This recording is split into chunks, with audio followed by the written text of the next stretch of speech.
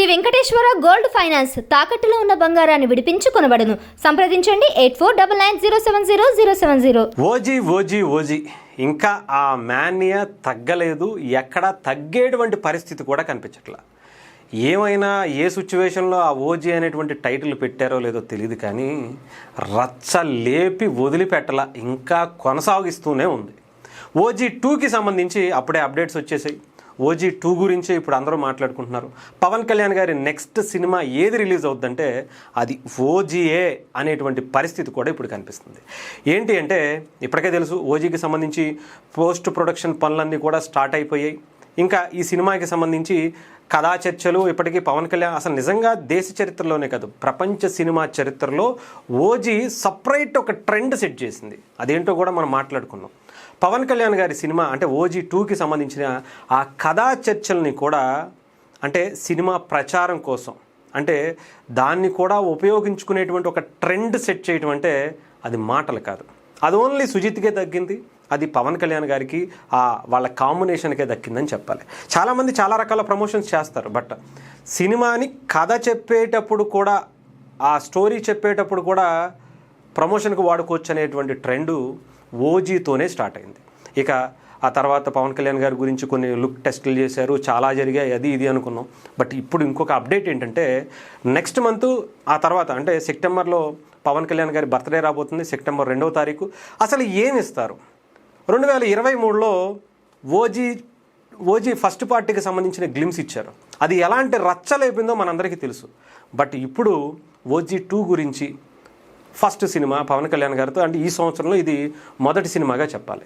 మరి ఈ సంవత్సరంలో ఏం రిలీజ్ చేయబోతున్నారు?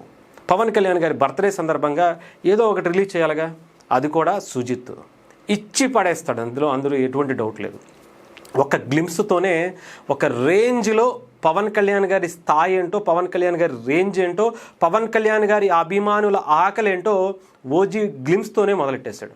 అలాంటిది సినిమా థియేటర్లోకి వచ్చిన తర్వాత ఎలాంటి అసలు హై వోల్టేజ్ కనిపించిందో ప్రత్యేకించి చెప్పాల్సిన అవసరం.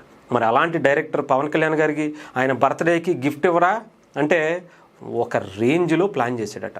ఇప్పటికే కథకి సంబంధించినటువంటి చర్చలు లేదా ఇంకొక దాని గురించే మనం మాట్లాడుకుంటున్నాం. ఇప్పటికే జపాన్లో షూటింగ్ ఉండబోతుంది, అక్కడే ప్రధానమైనటువంటి షెడ్యూల్ అంతా కూడా నడవబోతుంది అనేటువంటి కథ మనం వింటా ఉన్నాం. బట్ అంతకు మించిన వచ్చినటువంటి అప్డేట్ ఏంటంటే ఓజీ 2కి సంబంధించి కొంత పార్ట్ షూటింగ్ కూడా అయిపోయిందట. దాదాపు 20% షూటింగు మొదటి సినిమా తీసేటప్పుడే తీసి పెట్టుకున్నారట. అంతేకాదు ఇంకొంత పార్ట్ పవన్ కళ్యాణ్ గారి కోసం ఈ గ్లిమ్స్ కోసం ఆగస్టు నెలలోనే షూటింగ్ ప్లాన్ చేసుకున్నారట. అది కూడా కాకినాడ పోర్టు సమీపంలో కొన్ని కీలకమైనటువంటి సన్నివేశాలు తీయబోతున్నారు. అలాగే జపాన్కి సంబంధించి కూడా కొంత షెడ్యూల్ ప్లాన్ చేసుకునేటువంటి పరిస్థితి కూడా ఉందట, మొదటి షెడ్యూల్. అంతేకాదు ఇవన్నిటితో పాటు ఒక అద్భుతమైనటువంటి గ్లిమ్స్ని పవన్ కళ్యాణ్ గారి బర్త్డే సందర్భంగా ఇంకా రాసి పెట్టుకున్న అబ్బాయిలు ఎలా ఉంటుంది అని మాటల్లో మాత్రం చెప్పలేం.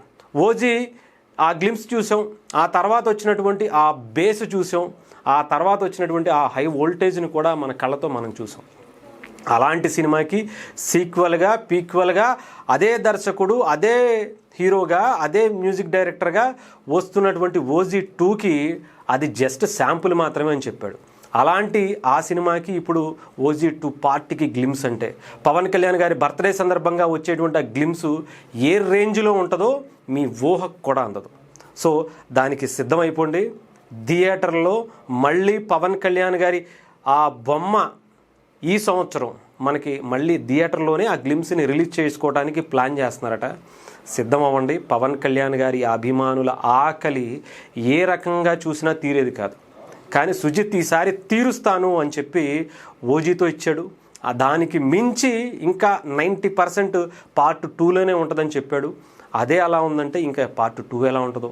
ఆ సినిమాకి సంబంధించిన గ్లిమ్సే రచ్చలేపితే పార్ట్ 2కి సంబంధించిన గ్లిమ్స్ ఎలా ఉంటాయో సెప్టెంబర్ 2వ తారీఖున పవన్ కళ్యాణ్ గారి బర్త్డే సందర్భంగా మనం చూడటం కాదు, రచ్చ లేపబోతున్నాం అని చెప్పాలి.